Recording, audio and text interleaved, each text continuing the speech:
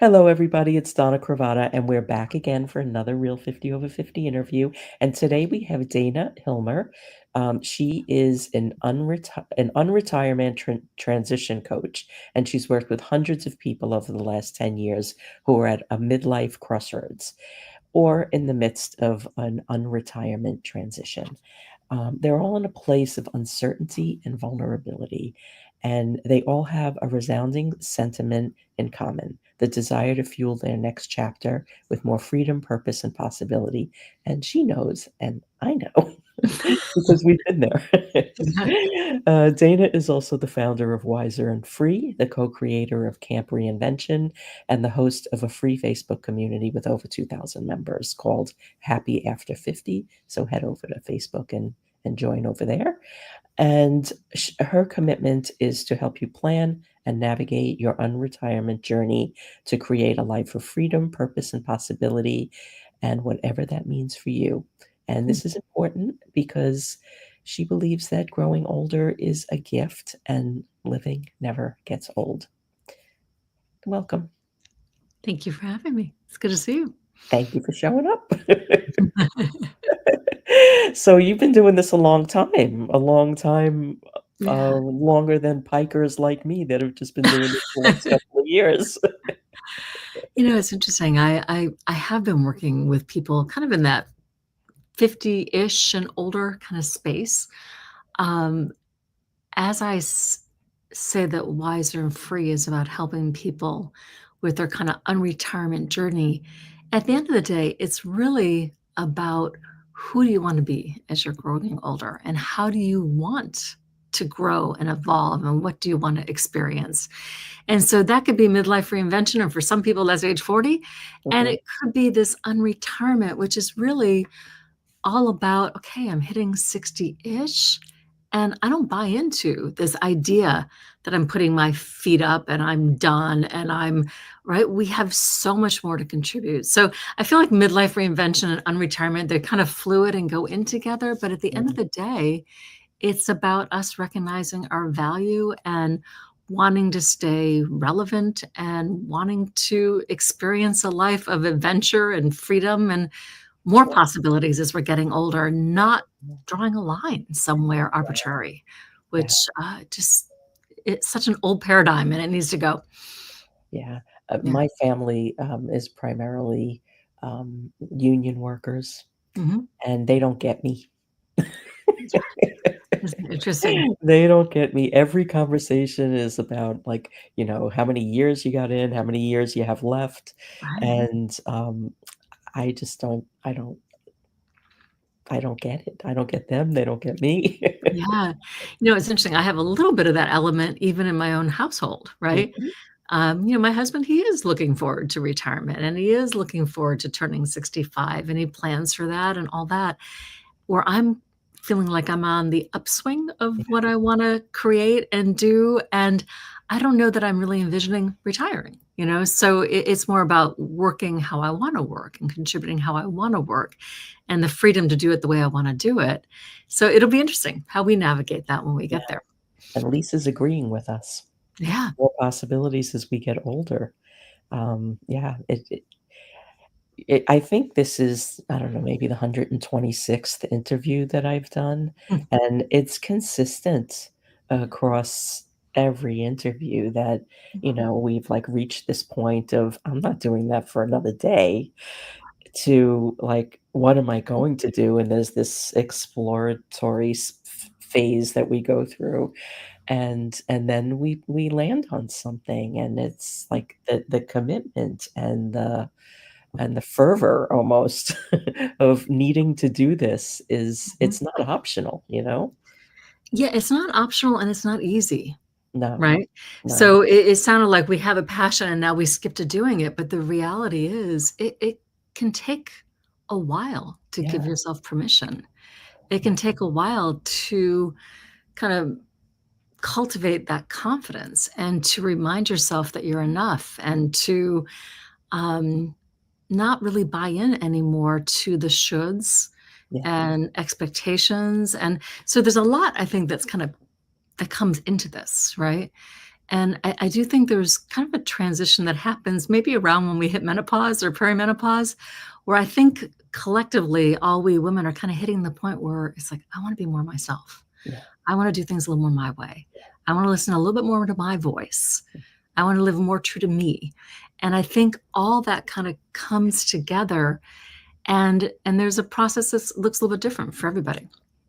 Yeah, that it definitely looks different Mhm. for everybody, but there is this underlying current that is the same. Yeah. Yeah. And, it's just fascinating to watch so many people from different walks of life, different kinds of Mhm. experiences, different points of view, different family structure, different business structures, just, Yeah. like, experiencing the same thing. It's just it fascinates me. And you've been doing this longer, so, like, Mhm. one of the questions I have for you is, like, I mean, you've been doing this for 10 years, so 10 Mhm. years ago, do you Mm. see a difference from what Mm. this market was 10 years ago to what it is now? I do. I do. I feel like when so I'm the co-founder of Camp Reinvention. So we started that in 2020. And I was also serving women in this age group probably for a good 4 or 5 years prior to that.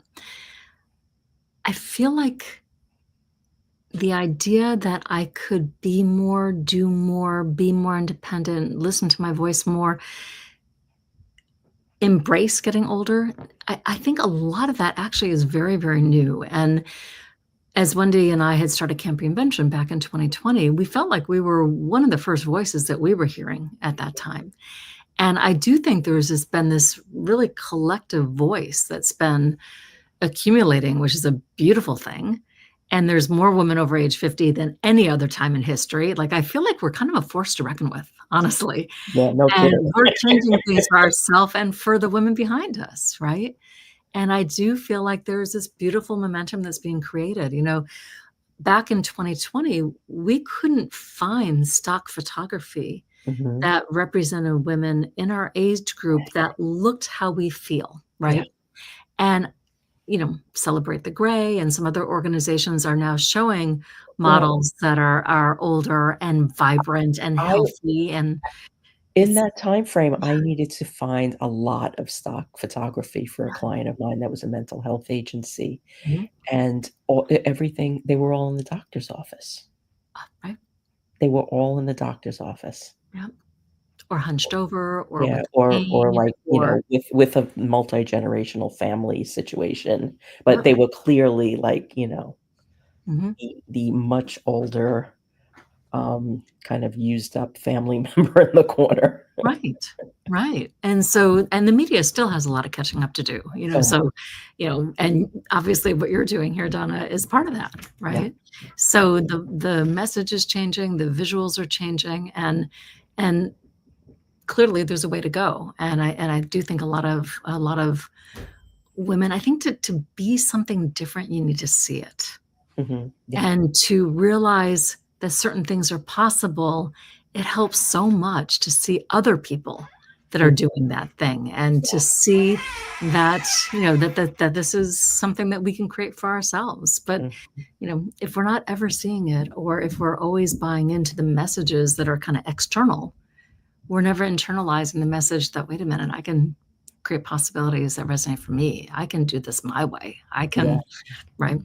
'Cause those external messages are actually just amping up our Mhm. imposter syndrome, Mhm. and, that voice that we need to be shutting up, not Yes. amplifying. And, Yes. Helen is chiming in too. I don't know, do you know Mm. Helen? I can't see where the people Oh, are okay. live, so yeah. Helen Hirsch Spence. If you Oh, don't know her, I will connect you. She has terrific. a community, for, top people over 60, and she's been doing it a long time too, and she's very Awesome. involved in intergenerational, communications and relationship building, so happy to Yeah. connect you 2 because you've got a It's lot funny, to actually, say. Helen and I and hi, Helen, we connected on LinkedIn, and I know Oh, that we did were you? intending to get together, so yes, so thank you. I do see your name popping up now, so nice to see you, Helen. That's good 'cause I think that there are so many little fraction groups out there Mhm. that we need to kind of pull them all together because that Mhm. is where our voices and our stories and the power of what we each individually and collectively bring will make a difference. Yeah, absolutely. It's interesting. I recently turned 60, and my notion of what 60 was or what it would be when I was younger was very different than what I'm experiencing, and Mhm, thankfully, very thankfully, right? And what I'm realizing is I think oftentimes, many of my clients actually, find that it is harder to find a job as you're getting older, and corporate America has a lot of catching up to do, right? yeah, Um, what I'm finding is that first of all, we have 30 some odd plus years that we have yet left to expect to live. There's so much that we can create and do. And I think that a lot of the messaging out there, a lot of corporate America has not 100% caught up to valuing the older workers and to valuing what we bring to the table. I do think that's why so many women are becoming entrepreneurs or part of it, right? Wanting to kind of create this on their own. but we don't have Um, time for them to catch up. no, right, right. And I'm not going to.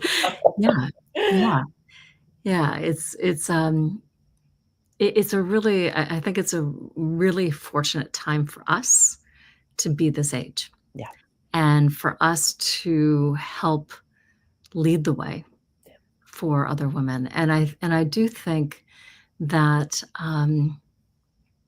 a lot of women limit themselves prematurely. They kind of have in their head that it's too late, or this life that I want, that's not realistic for me, because this is what my life has been up until this point, mhm, or I should be doing this, and I think that's where a lot of the work is, and that's a lot of what I do at Wiser and Free, and what we did at Camp Reinvention is really helping people see themselves and see their opportunities and see their circumstances in a completely new light, a yeah. completely new perspective.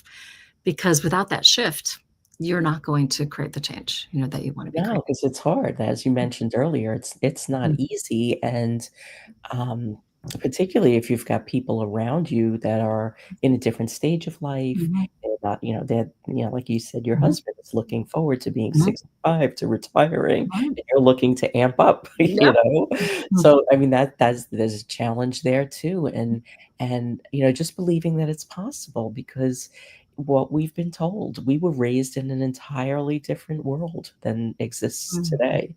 So Yes. what we were told was, you get the education, you get the husband, you have the kids, you buy the house, you get the job, you stay there for 30 years, you retire, and then you go to Florida, Yeah, very much a written path, right? The Yeah. only thing I wanted to do on that whole list was have a kid.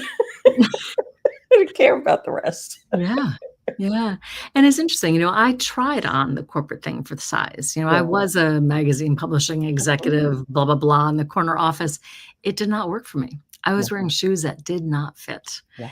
And I think that's where a lot of women find themselves is Mhm. we kind of buy into this idea of success, Yeah. right? And this idea of success we've kind of inherited, right? Yeah. From the media, from our family, from the outside world, what it's supposed to look From like. our mothers who would Right.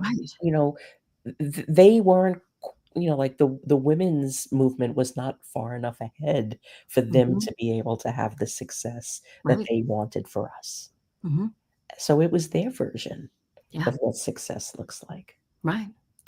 And what I find happens is oftentimes women hit this crossroads when they have been checking those boxes and they've been pursuing that success and they've done really well. Mhm, But they hit the point of, this isn't working for me anymore. I'm not experiencing my life the way I want to experience it. And we need to reassess, right? We need to look back to, how do I define success for myself now? mhm, And recognize and honor that success is actually a very personal definition. mhm. And it may sound silly, but that was a huge aha to me when I was, 25, 30, when I was actually very unhappy doing what I was doing, even though externally I looked successful. And I realized, wait a minute, I get to define that for myself. Yeah, But this is something that evolves as we do, right? And how you define success now is going to be very much aligned with how you want to experience your life. Yeah. And that really is a starting point. There's something, that I teach called the compass point in Wiser and Free. We also taught it in Camp Reinvention. And it really challenges you to answer this question: how do I want to feel about myself and about my life on my very last day? Mm. And that feeling state is how you want to experience your life. And every goal, whether you realize it or not, it's not about the damn goal. It's not about the weight loss. It's about how you want to feel. And so if you can get super clear on how you want to feel, and this is something that you can hone, you can answer for yourself, and it's something that is short and memorable, you can now use that as a filter for the choices that you make. Yeah. And if I had a compass point back when I was pursuing that vision of success, it would have been absolutely not, Mhm. because there was nothing about that that was aligned with how I want to experience my life, right? It kind of gets you away from the shoulds and the other Yeah. people's expectations. It And really comes down to but but you. then your goals are no longer goals, they're milestones into, like, this That's life that you're creating because, goals, they're just another thing on a task list. I love But that you said that. when it becomes like, you know Mhm. another curve in the road on the way to who you wanna be and how you wanna live, that's an entirely different experience. You summarize that so beautifully. You're absolutely right. It's almost like you envision your compass point and your goals are kind of hanging underneath that. Yeah. And if and when a goal doesn't work out, because a lot of them don't, it kind of doesn't matter that It doesn't. much. Yeah, You look at because it through the lens of what can I do now to kind of yeah. move toward the compass point, Yeah, right? because they're now just the things you have to do to get to where you wanna go as Right, opposed to everything is hinging on this goal.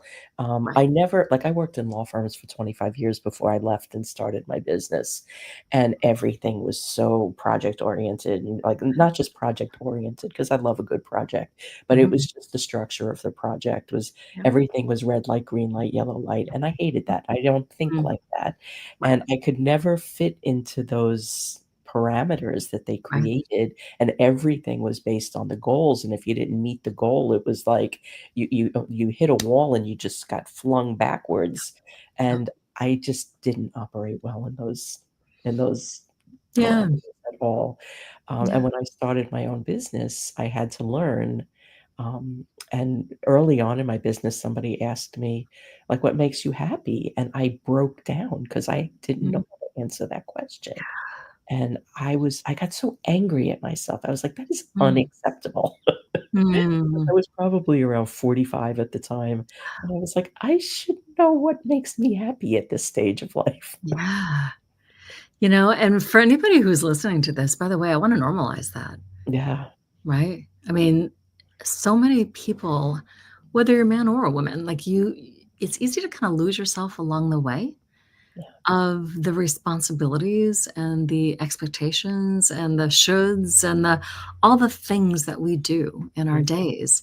And sometimes I think the best thing we can do is tap back into what actually brought us joy as a kid, right? yeah, totally.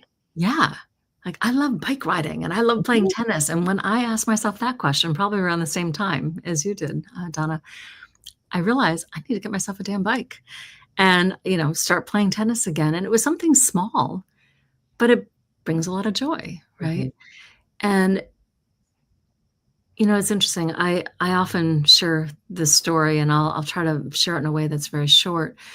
My mom died at 63, and that was 17 years ago, and I don't remember her smile,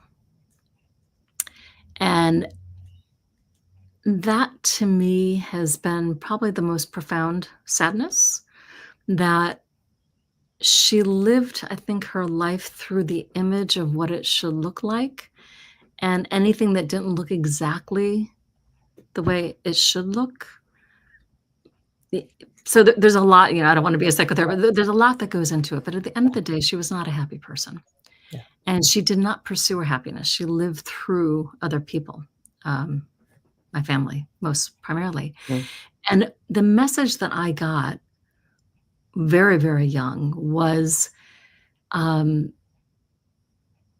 that this life is meant to be lived now, and that you've got to give yourself permission. Like, there's nothing to feel guilty about if you're taking care of yourself. There's nothing to feel guilty about if you're honoring your own happiness and doing things that you enjoy. There's nothing, and I say this because so many women feel guilty if they take the time for themselves, Yeah. or they create the project that lights them up, or they, right, or they just do that girls' night out or whatever it is. And at the end of the day, your happiness not only is so important for you, but it's like you're lighting a candle for everybody else. And your happiness spreads to everybody else. It can't be diminished. Like it's something that spreads. And I wish to hell I remembered my mom's smile. Like, she did a lot of the good things. You know, she made dinners and we had a beautiful home and she did a lot of the things. But to see her smile would have meant the world to me. Yeah. And I think all the people that love everybody listening here, and that we, right?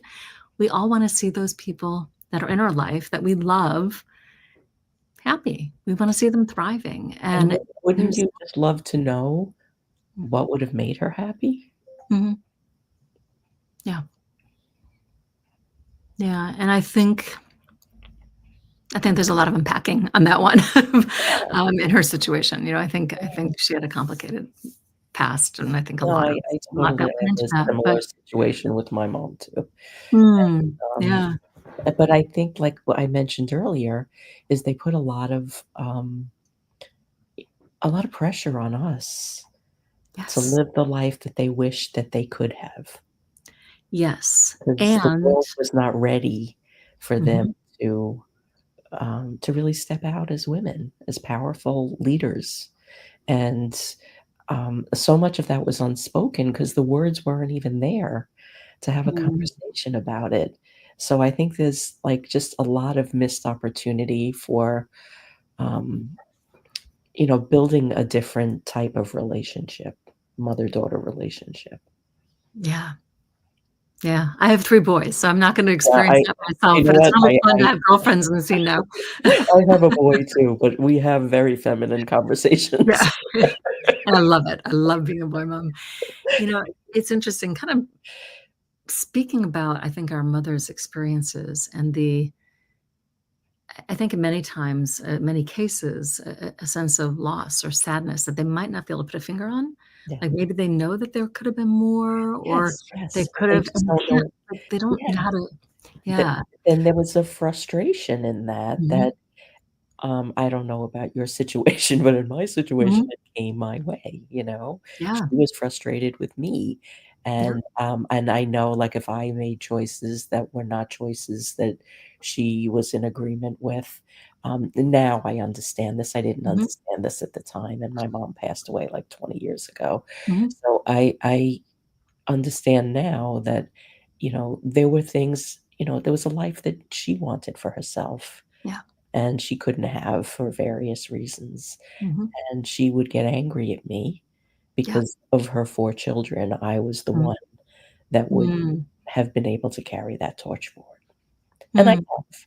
I yeah, have in a lot of ways, but she didn't get to see a lot of it. And, mm. um, I think there was that became the basis of our relationship was that frustration. You know, Donna, I think we've got a lot more in common on that front than we can have a whole 'nother sidebar about that one. I don't know, maybe we should call Yeah. it a therapist. Yeah, no, it's interesting, and it's profoundly sad, and I think a lot of women today have an element of that, Yes. right? So now today, we've been told, "You can do everything. Mhm. You can be anything." Yeah. And in some ways, that can actually be overwhelming, and I think a lot of people are trying to do everything and be everything at one time, and more often than not, we can't do and be everything at one time. It's over the course of time, right? But I think the messaging we got could be kind of paralyzing in another way. Yeah, well, we had the Enjolé commercial. Right, exactly, damn it, I'm gonna look good frying that bacon. Yeah, absolutely, it's crazy. So, yeah, you know, it's interesting. I think young women now, I think they are so many of them that I've had a chance to speak to, which I'm loving because now my boys Mhm. have girls that are in their life, and I've got a lot more young women in my life. I think so many of them are empowered and grounded, I Yeah. think. And I think the dreams now for them are more about what is the difference I wanna make? How Mhm. do I wanna experience my life? And also what Versus they these will not, images. yeah, but also what they will not put up with. I mean, they're Yes. very firm about that. And Yeah. Sky is weighing in. I wanna really mention this This because, guy. yeah, she's saying that she's lucky her mom was a Mhm. pioneer and showed her how to live with passion and do anything she set her mind to. So, Awesome. I don't wanna lump all of our mothers into one category. So thank And you, shout out to Sky. Sky. I'm glad you could join us. I got your book yesterday. Thank you. Yeah, If that book is yeah, amazing. yeah. For Um, those of you that are listening that haven't seen Sky's movie, documentary, it was just fantastic. Lives well lived, yeah, and listening to these voices of these people that are 75 and older, and they're dispensing their wisdom and their mhm, experience. And I think one thing that struck me actually as I was listening to her documentary is I think so many of us are not taking the time to learn from the people that are older than us, no. right? No, no, and, um, in my family, people tend to die pretty young, so we didn't get Mhm. to learn a lot, but there were a lot of interesting stories, Yeah. and, Skye's done an amazing job, and she's got some new films coming out. She's Mhm. also been on one of our panels, and, she's got a great interview, so if you go over to the 50 over 50 Real 50 over 50 webpage, you'll be able to see all of that there, and, Lisa also weighed in earlier with, something that I'd like to kind of talk about too, that it's too late is something she often hears, and yes, this is where the work is, seeing and owning the opportunities. Yeah. Um, it's never too late. It's never too late unless you say so. Yeah. And I'd like to add the unless you say so because our mind is so powerful. If you say it's too late, you're going to see evidence in the world that supports that belief. Yeah. If you say it's not too late, you're going to see evidence to support that too, right? So we get to choose, and it's powerful. Yeah. Very much so, um, like, it can change also as we get older, just, as we get older and we could do less physically or mentally or whatever might be happening in our lives and our bodies, we can shift what we do to be Mhm. adaptable to what we're capable of at that point. We don't Yep. have to stop. No, no. It's interesting. I remember when I was 29 years old, I bought a pair of rollerblades. Mhm. And my mom at the time said, "What are you going to do? Be 30 years old and rollerblade?" So I made a commitment to myself that when I turned 60, I'm buying rollerblades. And I did. And again, just kind of shifting the Mhm. what is possible. And I get to choose. And there isn't an expectation or a limit or anything unless we buy into that. And it's tricky because we need to catch ourselves, right? I think a lot of these beliefs that have infiltrated our brain kind of come from, all aspects of our lives. And we need to shed some light on those Yeah, and really ask ourselves, do I believe that? yeah. And does that serve me? And is that how I want to grow older? Is that what I want to experience? Mhm. And, there is some work with that. But once you get a handle on, wait a minute, I've taken that message in, but I actually don't believe that. That's not Mhm. what I want. That's where our power is being able to notice and recognize that and make that choice, make it a constant choice, a conscious choice. Yeah, and I realized, like, in my life, like, that whole piece didn't really pop up until I was in my late 50s. I'm Mm, 57. yeah. I started to have a real, discontent Mhm. about what was going on and the way I was living my life, running my business, and I wanted to change everything, and I did. Yeah. So what kind of was that trigger for you, Donna? Like, what was that aha or insight that you had that helped you shift that? There were a lot of things going on, a lot of factors, but I was in the middle of, like, offboarding 2 really challenging clients, and I had 3 new ones ready to come Mhm. on board, and that was when I realized, like, I couldn't not look at it anymore because it was now, like, Mhm. smacking me in the head. That I built a business I didn't want Mm, based on what other people needed, and I realized at that point if I didn't change it and build a business that I did want, what was the point of leaving the law firm with the golden handcuffs isn't that and all interesting? of the things that came with it? And I Mm, just stopped. I offboarded mhm. those 2 clients as quickly as I could. I said no to the Awesome. 3, and, that was, like, 3 years ago, and I rebuilt everything, and I made it really small That's fantastic. and started this. Hmm. What was the kinda like, um, mantra or message that you told yourself that allowed you to create that shift? Because that's scary for a Oh, lot of it's people. terrifying, and, like, it's just me, there's nobody else paying the bills, there's n Right. and It's my son huge. had just started college, and, we were just pulling Mhm. out of COVID. Um, I just couldn't do it for another day. There was something in Mhm. my body like, Flintstone breaks, like, and it was just like, "No, this is it. Mhm. We're not doing this for another day." And the same thing happened when I quit my job. Mm. It was just like, "No, you have some money in the bank, and you're gonna take a chance on you, and if you don't do it now, Awesome. it's not happening. So Awesome. now's the time." And the same thing happened when I redesigned my business. It was like, "You can keep doing this forever. You'll make a Yeah. lot of money, and you'll probably die." And it's further evidence again Yeah, that, like, at any moment, if we're not happy, if our life or our business or anything isn't aligned with actually what we value, it's time for a check-in, yeah, right? I yeah, think so often people can fill their calendars, fill their days, fill their weeks and months with things that keep them busy, yeah, but is it really what matters? yeah, and Right? what Pamela's saying, Mhm, we've given others dominion over us, but we give mhm, ourselves and what yeah, we think we need mhm, dominion over us, and it's mhm, so often I forget who said but, life is the thing that happens when we're busy living the life we planned or something, you know? when you're busy making other plans. I think that was John Lennon actually, yeah.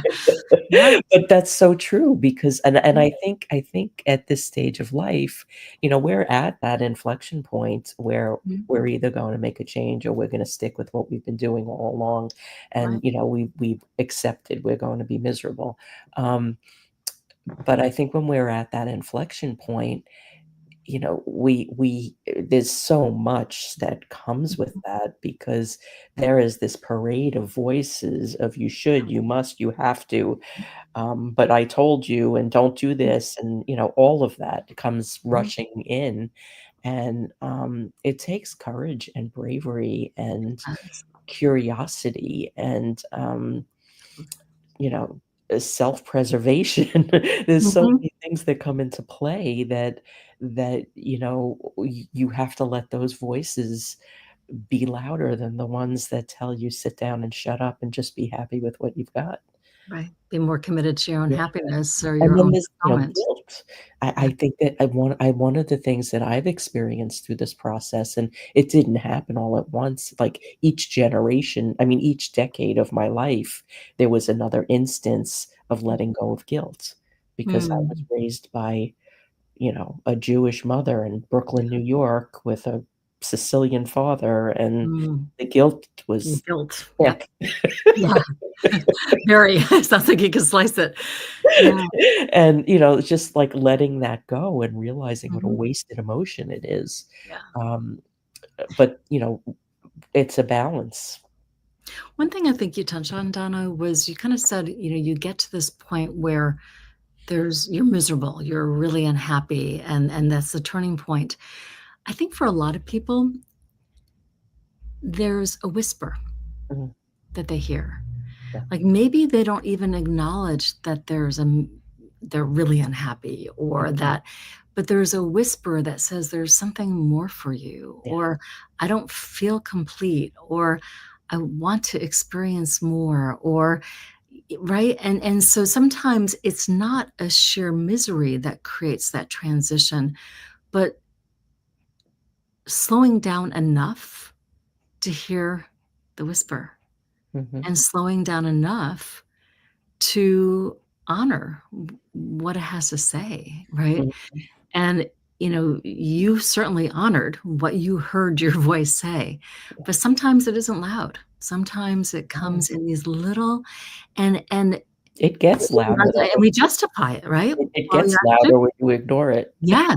It gets louder when you ignore it, and sometimes we justify it. "Well, shouldn't I be happy? I Yeah, have the house, I have the family, I have the" and so that's another form of guilt, right? Where you might feel like, "I have everything externally that I thought I wanted and that, you know, I thought I should have," or whatever it happens to be, but there's still the whisper. There's yeah, still that sense that there's something more that you wanna evolve into. yeah. And sometimes we know what that is and sometimes we don't, and that's worth excavating. That's worth really looking at. I quit my job 3 times before I finally Mm. quit. Tell me more. Um, Becau one was I had an opportunity to go, with one of the partners in the firm to another job in, like, another position, Mm, and I got scared.